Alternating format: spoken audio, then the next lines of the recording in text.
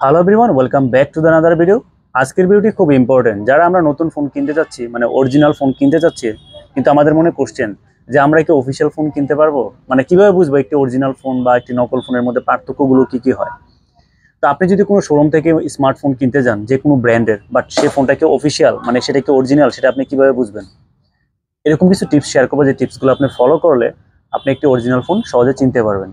একটি ভালো স্মার্টফোন চেনার জন্য আপনাকে অনেক বেশি জানতে হবে, বিষয়টা এরকম না। জাস্ট আপনাকে বেসিক কিছু বিষয় জানতে হবে। অ্যাট ফার্স্ট হচ্ছে আপনাকে প্রথমত বুঝতে হবে অরিজিনাল ফোনের যে প্রথম কন্ডিশন, এটা হচ্ছে আপনার অফিসিয়াল এবং আনঅফিসিয়ালের মধ্যে পার্থক্য কী। দেখুন, অফিসিয়াল যে ফোনগুলো হয়ে থাকে সেই ফোনগুলো আপনার ব্যাড ট্যাক্স দেওয়ার কারণে আমাদের দেশে যখন আসে ব্যাড ট্যাক্স দিয়ে, তখন এই ফোনগুলোর প্রাইস একটু বেশি থাকে। এবং এই ফোনটা যখন তৈরি করা হয় তখন এই ফোনের যাবতীয় ইকুইপমেন্ট যা কিছু আছে, পার্টস থেকে শুরু করে এভরিথিং সব কিছুই পরীক্ষিত, যেটা মানুষের জন্য মানে স্বাস্থ্যের জন্য কোনো প্রকার ঝুঁকি নেই। তো অ্যাট ফার্স্ট আপনাকে বুঝতে হবে অফিসিয়াল ফোনগুলোর প্রাইস একটু বেশি হয়, এখানে আপনার কম্প্রোমাইজ করার কোনো সুযোগ নেই। তাই যখন কেউ বলে এটা অফিসিয়াল ফোন বাট প্রাইস বাজারে তুলনামূলকভাবে খুব কম, তখন আপনি এখানে ডাউট করতে পারেন যে এটা আসলে অফিসিয়াল ফোন না। এটা হচ্ছে প্রথম কন্ডিশন, যে আপনার অফিসিয়াল ফোনগুলো প্রাইস একটু বেশি হয়। অ্যান্ড সেকেন্ড যে কন্ডিশন, সেটা হচ্ছে আপনার অফিসিয়াল ফোনগুলো আপনার ঝুঁকি খুব কম থাকে। কেন ঝুঁকি কম থাকে? দেখুন, অফিসিয়াল ফোনগুলোর ভিতরে আপনার যে ব্যাটারি থাকে সেই ব্যাটারিটা অরিজিনাল থাকে, যার কারণে অনেক সময় হিটিং ইস্যু থাকে না, খুব দ্রুত চার্জ হয়। এবং অনেক সময় যে ব্যাটারি যদি আপনার 2 নাম্বার হয় তখন ব্যাটারিটা ফুলে যায়, কারণ ব্যাটারির ভিতরে যে আপনার কেমিক্যালগুলো ইউজ করা হয়, যে রাসায়নিক পদার্থগুলো ব্যবহার করা হয়, সেগুলোর কারণে ব্যাটারিটা ফুলে যায়, ব্যাটারিটা অল্প অল্প দিনে ড্যামেজ হয়ে যায়। এটা হচ্ছে মূল প্রবলেম। তাই আপনার অফিসিয়াল ফোনগুলো আপনার ম্যাটেরিয়ালসগুলো ভালো থাকার কারণে এগুলো সহজে নষ্ট হয় না এবং দীর্ঘদিন আপনি ইউজ করতে পারেন স্বাচ্ছন্দ্যভাবে। আর যেখানে আপনি যদি কোনো একটা নকল ফোন কিনেন, সেক্ষেত্রে দেখা যাচ্ছে অনেক ধরনের সমস্যা দেখা দেয়। তো প্রথম যে সমস্যাটা দেখা দেয় আপনার নকল ফোনে, সেটা হচ্ছে হিটিং ইস্যু। অল্পতেই মোবাইলটা গরম হয়ে যায়, বেশিক্ষণ আপনি কথা বলতে পারেন না। পাশাপাশি নেটওয়ার্কের প্রবলেম দেখা দেয়। দেখা যাচ্ছে আপনি কথা বলতেছেন, আপনার কথাই বারবার রিপিট আসতেছে, কিংবা আপনার নয়েজ শোনা যাচ্ছে অনেক। তো এই ধরনের প্রবলেম হয় নকল ফোনগুলোতে, বাট অরিজিনাল ফোনগুলোতে এই ধরনের আপনার প্রবলেম পাবেন না, যে প্রবলেমগুলো নকল ফোনগুলোতে থাকে। অ্যান্ড অফিসিয়াল ফোনের আরেকটি সবচেয়ে বড় বৈশিষ্ট্য হচ্ছে চার্জার। অফিসিয়াল ফোনগুলোর যে চার্জারগুলো থাকে সেগুলো আপনার পরীক্ষিত। অনেক সময় দেখবেন আমাদের সোশ্যাল মিডিয়াতে অনেক সময় প্রচার হয়েছে বিগত দিনে, যে মোবাইল ফোন চার্জে দেওয়ার কারণে মোবাইলের যে পোর্ট থাকে, চার্জিং পোর্ট সি টাইপ কিংবা বি টাইপ, সে পোর্টটা নরম হয়ে যায়, গলে যায়, বা ওই পোর্টটার কাজ করে না 2-1 বার চার্জ দেওয়ার পর। এটার মূল কারণ হচ্ছে আপনার ফোনটা অফিসিয়াল না, কারণ অফিসিয়াল ফোনগুলো পরীক্ষিত থাকে, যার কারণে এত সহজে সমস্যা হয় না। আর ডুপ্লিকেট যে ফোনগুলো থাকে, নকল ফোনগুলোর ভিতরে সমস্যা থাকার কারণে দেখা যাচ্ছে হিটিং প্রবলেম দেখা যায়।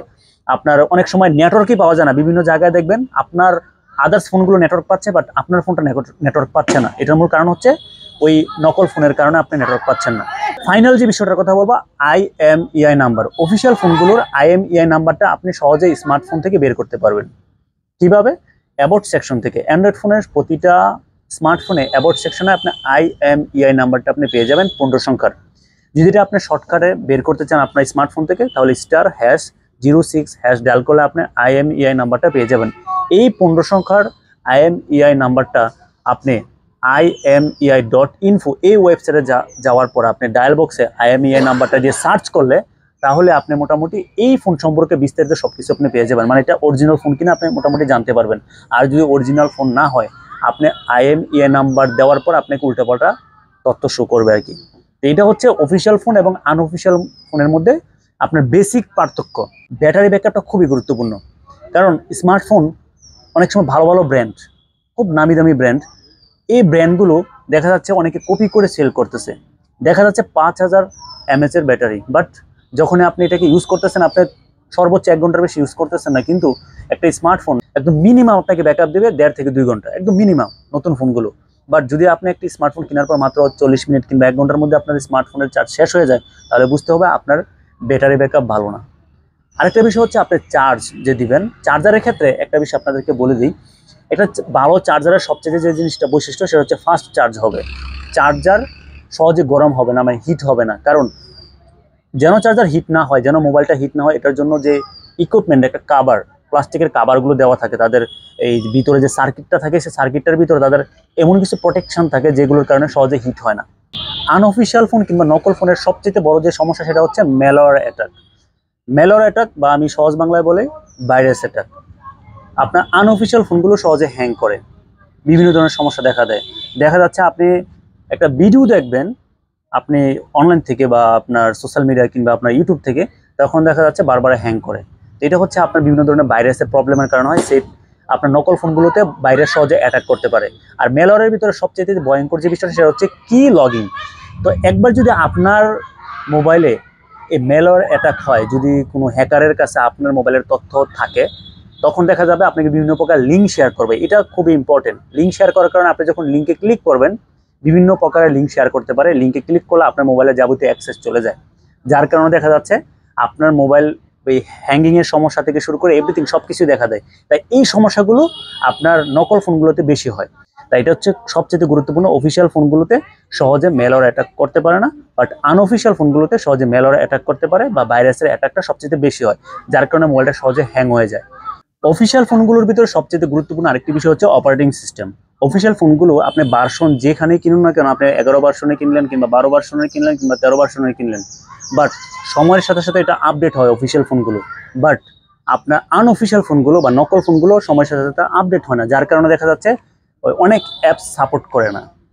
ঠিক আছে, এটা হচ্ছে মূল প্রবলেম। তাই আপনি ভালো একটি স্মার্টফোন যখন কিনবেন তখন দেখবেন ওই অপারেটিং সিস্টেমটা আপডেট হয়।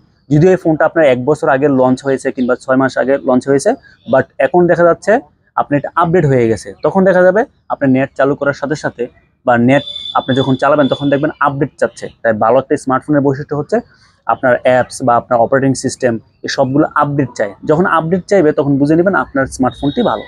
দেখুন, অফিসিয়াল ফোনগুলো শুধু আপনি চালিয়ে আরাম পাবেন না, বাট পাশাপাশি এই অফিসিয়াল ফোনগুলো আপনাদের পরিবেশের জন্য ভালো, আর নকল ফোনগুলো আমাদের পরিবেশের জন্য ক্ষতি। এর মূল কারণ হচ্ছে আনঅফিসিয়াল ফোনগুলো যে বাজারে আছে, মার্কেটে আছে, এগুলোর সবচেয়ে যে খারাপ বৈশিষ্ট্য সেটা হচ্ছে এই ফোনগুলো যখন নষ্ট হয়ে যায়, অকেজো হয়ে যায়, তখন এই ফোনগুলো তৈরি করার জন্য যে ম্যাটেরিয়ালসগুলো তারা ইউজ করেছে সেগুলো পরিবেশের জন্য ক্ষতি।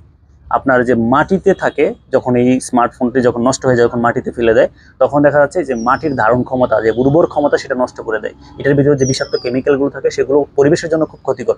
দেখুন, স্মার্টফোনের আপনি যখন লং টাইম ইউজ করবেন তখন এটার একটা ইফেক্ট আছে, বাট অফিসিয়াল ফোনগুলো সচরাচর আপনার যে মানুষের ভিতরে যে একটা রেডিয়েশনের যে একটা প্রভাব পড়ে, ওই রেডিয়েশনের প্রভাবটা একটু কম পড়ে। একটা কথা একদম সিম্পলভাবে বলি, দেখবেন অনেক সময় আপনার স্মার্টফোন দিয়ে কথা বলার সময় কিছু ফোন গরম হয়ে যায়, রেডিয়েশনের উৎপাদ তখন অনেক বেড়ে যায়, যার কারণে আপনার ব্রেনে প্রবলেম হয়, বিভিন্ন ধরনের সমস্যা দেখা দেয়।